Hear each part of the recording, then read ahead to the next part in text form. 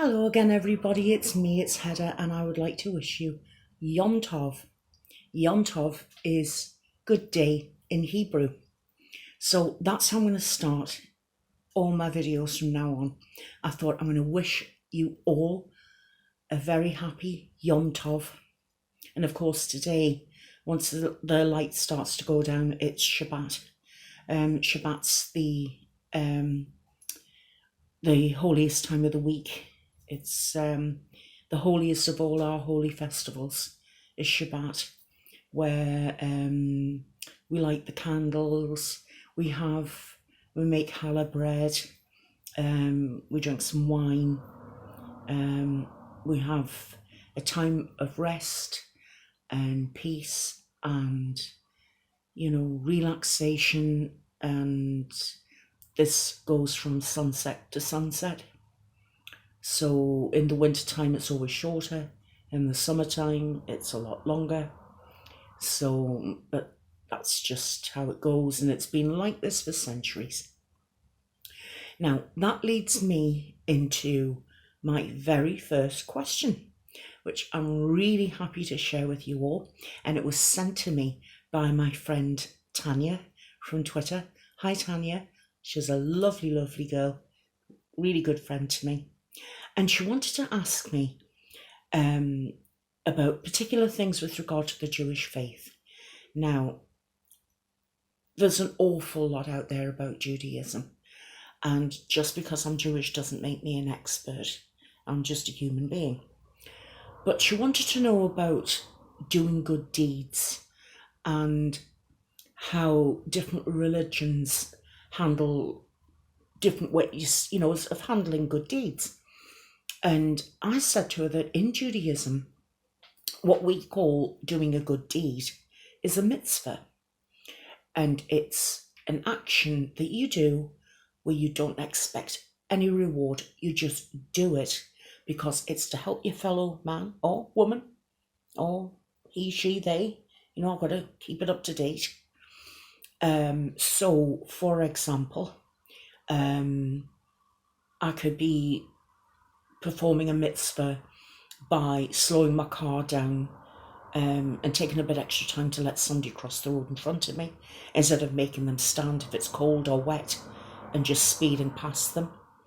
That's considered a mitzvah because I'm putting someone else's needs before my own. Comforting someone in times of need is a mitzvah. Giving to charity is a mitzvah.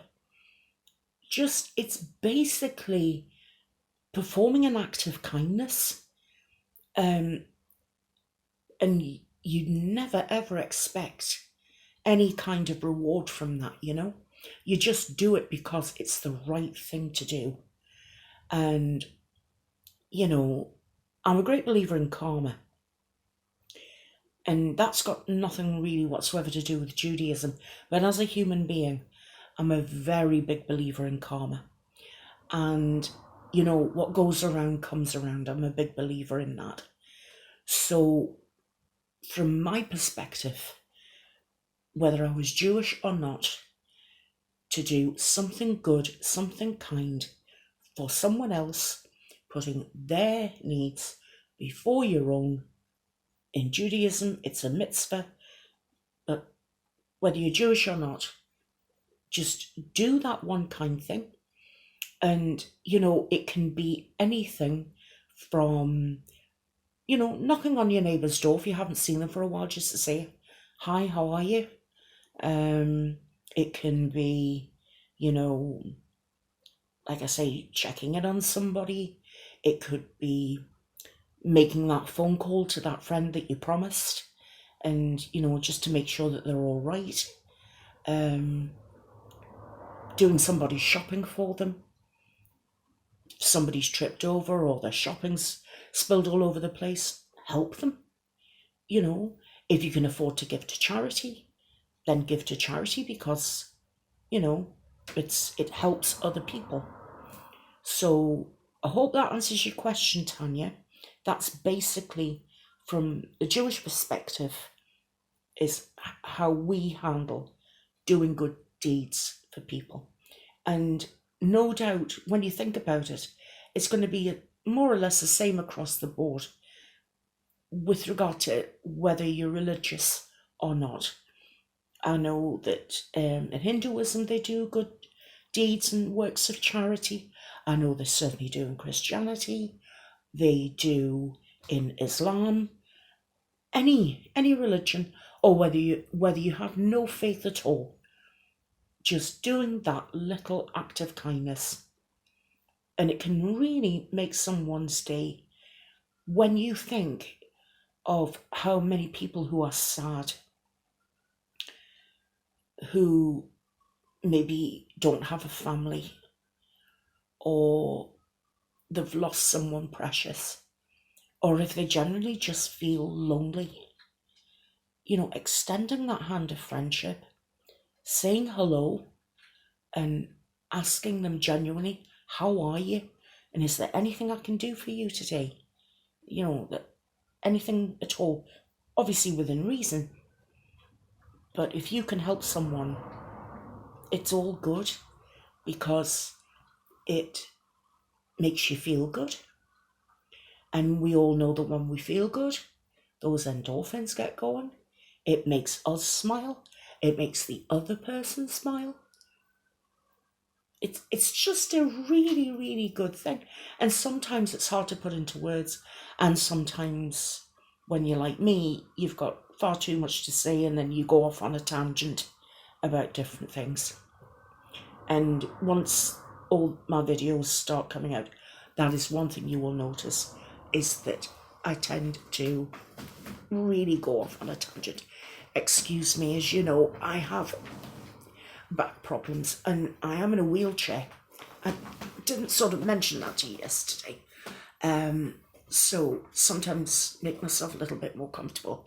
You'll hear all the creaks and the groans, and I'd like to blame it all on the wheelchair, but 9 times out of 10 it's me, I thought I'd scrub myself up a bit better for you today, because today is a Yom Tov. It's a good day. So I hope you like it. It's a little bit of Jeffree Star going on there from his blood sugar palette. And I'm certainly not a makeup artist. I have a friend on Twitter called Melissa, and she does the most beautiful eye makeup. I mean, she's got a beautiful face anyway, and she's been doing different things with regard to her eyes and lipstick and what have you. And if you're watching this, Melissa, I just want you to know that I think you are absolutely beautiful. The most recent ones of your makeup looks that you've done are stunning. You are absolutely stunning, my love. And, just keep on doing what you're doing, because you're certainly doing something right. And I envy you, but in a very good way, because I wish I had a quarter of your talent. Now, I'm very glad to have been able to get that first question over with. That's a mitzvah that I've been able to perform, and that makes me feel good. And now Tanya knows how things work from my perspective, and it's going to broaden her knowledge, so that's going to make her feel good. So, you know what I say, but everything goes round. It's like that, the symbol for eternity. It's like that figure of 8. It's, where does it end? Where does it begin? Nobody knows. And it's like that. When you do an act of kindness, when you do something to make somebody smile, it's, where did it really start and where does it ever end? And hopefully, if we can build up this wonderful feeling of it never ending, just to keep it going, and it never ever has to end. And that, I think that's something to think about, and to, light the way across the weekend, which is fast approaching. Now, I was asked yesterday to make the video a little bit longer. Now, we've got a problem there, people, because I worry about making them too long and then people switch off, because I know from my own personal experience, unless you are totally wrapped up in what the person is saying, it's so easy just to switch off and say, I've had enough of that. And then you move on to something more entertaining. obviously I really want to entertain you, but at the same time I don't want to bore you with you looking at your watches and thinking, how much longer is this woman going to keep going? I wish she'd told me. I would have got some popcorn, I would have got a sandwich, I would have made myself a cup of coffee, I would have made myself a drink if I'd known she was going to be this long. But I was asked, rather, more stories, please. So I just wanted to run a couple of other little stories about me that I thought you might be interested in. Now, moving from Judaism, no doubt some of you will have heard what's called a dybbuk box.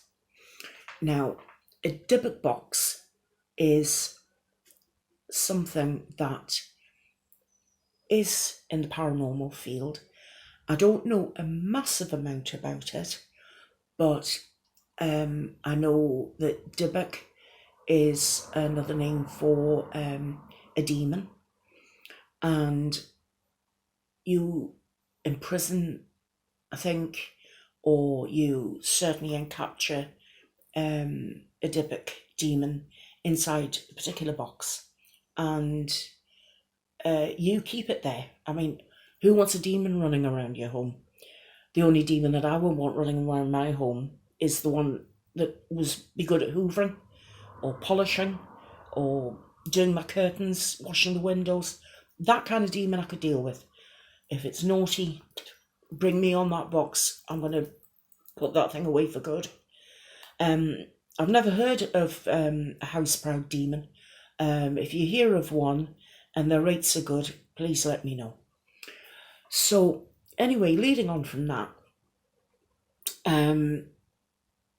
I wanted to tell you and share this particular story with you. And it's not a story, it's a true happening. And the house that I'm in at the moment has something. I'm not quite sure what to call it, but the activity is slowly but surely building. I'm talking about knocking on doors, knock, knock, knock. I'm hearing the kettle being switched on and off, and I've got to say that if it is a ghost and they're putting my kettle on, why they aren't following it through by making me a cup of tea, I think it's just selfish, pure and utter selfishness. But anyway, the kettle will go on and off. The front of the DVD drawer will slide in and out on 2 or 3, 4 occasions, one after the other. We'll get changes in temperature. We'll get smells. Sometimes it smells like coffee. Sometimes it smells like flowers. Other times it's more of a perfume. Now, while we've been in this house, I have had a gold, diamond and sapphire pendant go missing. I've had a key to a jewellery box go missing. Now, I know you're saying, what is it special about a key to a jewellery box? But I have a jewellery box that was made out of shell casings from World War One. It was made in 1915. And it's very, very precious to me. And it came with the key made from this shell casing. Brought everything here when we moved in, and within a couple of days the key had gone missing. And we have literally torn this house apart looking for this key, looking for this pendant, and they have completely vanished. No, just never to be seen again. Now here's the thing where you're going to think she's lost it, she's lost the plot. But I love the colour pink. I also love purple. And I bought myself a new pink cardigan. And I remember saying to my husband, my then fiance, but now my husband, asking us if he would hang it up in the wardrobe for me on the rail. And he said he would. And it was there one day. And then the following day I was going out, and I said to him, would you leave the pink cardigan out for me? And he said, it's not there. And I said, no, love, don't be silly. You know, the new pink cardigan that I actually didn't tell him exactly how much it cost, but that's between you, me, and the garden gate. He said, it's not there. Okay. So I wheeled myself into the bedroom, had a look along the rail, and I said, please check on the floor in case it slipped off the hanger. Wasn't there. Checked all around the floor. Wasn't there. I said, do you think you've accidentally taken it off the rail and put it in my drawer? Wasn't there. Okay. So we then went through the wash basket. We went into the washing machine. No sign of it whatsoever. I mean, this thing still had the tags on it. I hadn't even worn it. And it was on a new hanger. So I was a little bit distressed, to say the least. I had to wear a different cardigan. And anyway, I just forgot all about it. Went and came back home, got on with my day, went to bed that night. Never thought anything more about it. Next thing I know, following morning, my husband wakes me up and he said, you're not going to believe this. Have a look at the rail. And there was my cardigan, right back where we'd put it originally. Now, my husband is an extremely rational thinker. He's a skeptic. He really gives a side eye to anything to do with the paranormal. Whereas I tend to be much more of a believer, but I still want a rational explanation before I launch into, oh, it's a little bit spooky, you know, what we're going on here. But we can't explain it. I mean, it was literally there 1 minute, gone the next, and then put back exactly where it had been. We have absolutely no explanation for that. We then had a similar situation a fortnight later with my watch. And I put my watch on my desk. I came back to get my watch on. My watch was gone. And again, we go through the procedure. We look on the floor. We look round the back. We check my handbag in case it's slipped into there. We check pockets. You name it, we did it. And it was 2 weeks later. And there was my watch sitting at the bottom of a handbag that I hadn't used in months. And I can't get over that. I can't explain it. But these are the sort of things that go on in my house. Now, the latest thing is we started to get lights flickering. And that's always a sign of something draining the energy. But my husband loves the colour orange, and he bought me a half-pint glass, predominantly with orange and purple swirls all the way around it. And that's generally what I drink my soft drinks from. Left it where it was. I always keep it right at the back of the counter in the kitchen, where I am now. Went out shopping, came back within an hour, and the glass is sitting on top of the bench, bolt upright, completely smashed. It was as if someone had taken the glass, smashed it off the wall, and then placed it right back down on the counter. Now, do you have any explanation for that? Because I certainly don't. I have no clue how that was, how it happened. So I've just sort of basically said, stop it. This isn't funny anymore. You're breaking things, and that was dangerous. You know, my daughter can barely see. I mean, she just gets light, a little bit of light and shadow, but she touches so much. You know, she's very tactile. She's got to feel surfaces, and she taps with her cane, things like that. She could have taken her hand along the worktop, the countertop, and caught a piece of glass in her hand. That's dangerous stuff. So that's alarmed me. I'm not quite sure what to do next. I have smudged because I've got some white sage and some wheatgrass. I think it's some kind of sweet grass. So I've smudged, but since then we've had knocking on doors and things like that. And that's what's led me into being a little bit dischuffed about what's happening in this house. And I don't really know a huge deal about the area.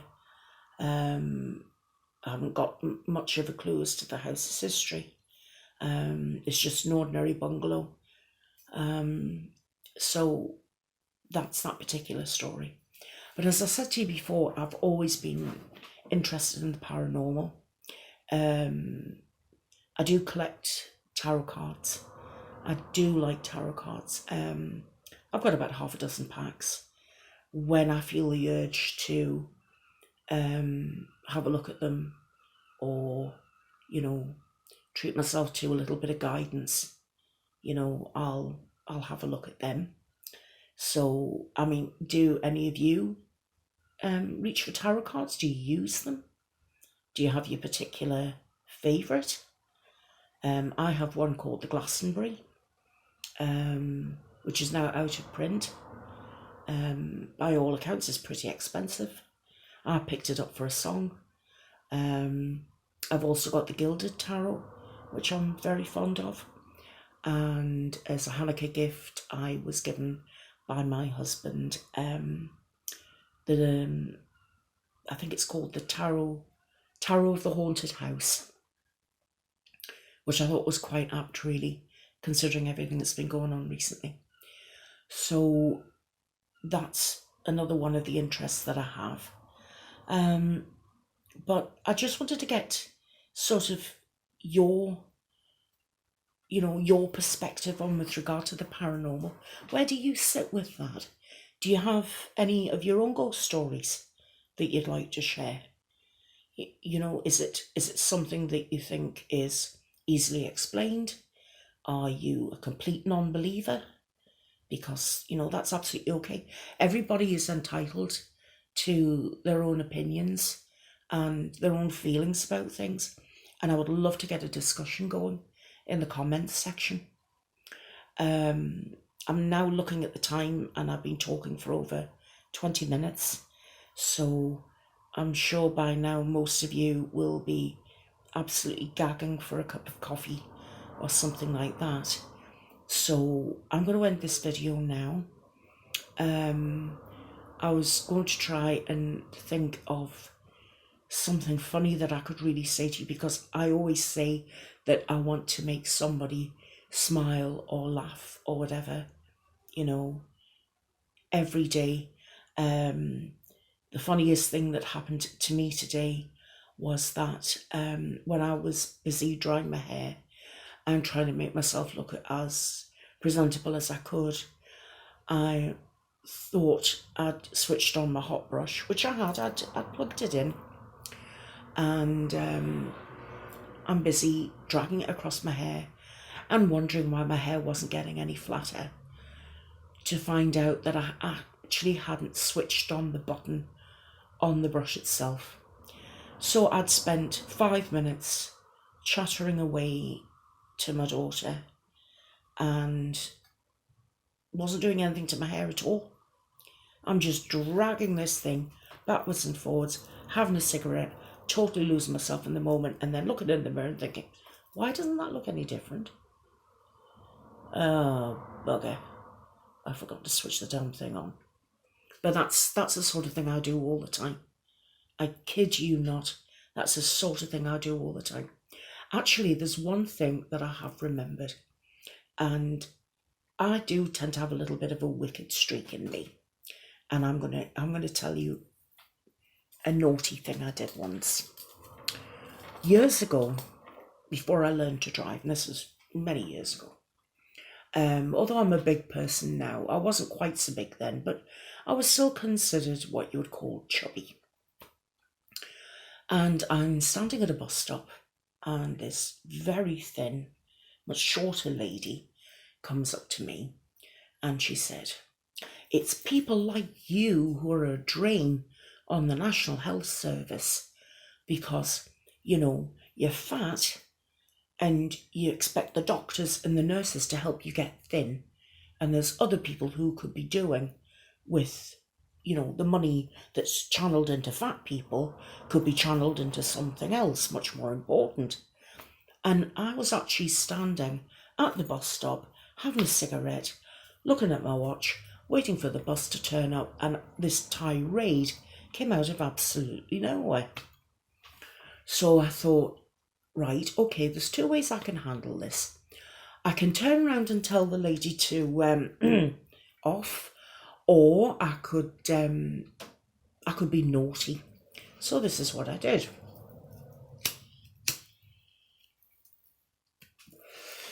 I turned around to her and I said, "I'm so sorry. I have a condition that it shortens my height and it makes me go wider instead of taller. And I've got a condition called fat dwarfism. And there are so many of us suffer this in silence. I actually should be 17'6" for what I weigh. And it's just so unfair. I'm gradually shrinking and just moving sideways, gaining weight sideways, instead of shooting up like a sapling. And it's just so unfair. And we're desperately trying to raise awareness to get more and more people talking about people who suffer from fat dwarfism. And it hurts so much when people think that I just walk around with an ice cream scoop in one hand and a tin opener in the other. It's so unfair." And this lady just stood and looked at me and she went, "Oh my God, I had no idea. There's a thing called fat dwarfism." And I was, "Yes, it's awful and we have to suffer in silence." And she took a pound note, which we now have pound coins.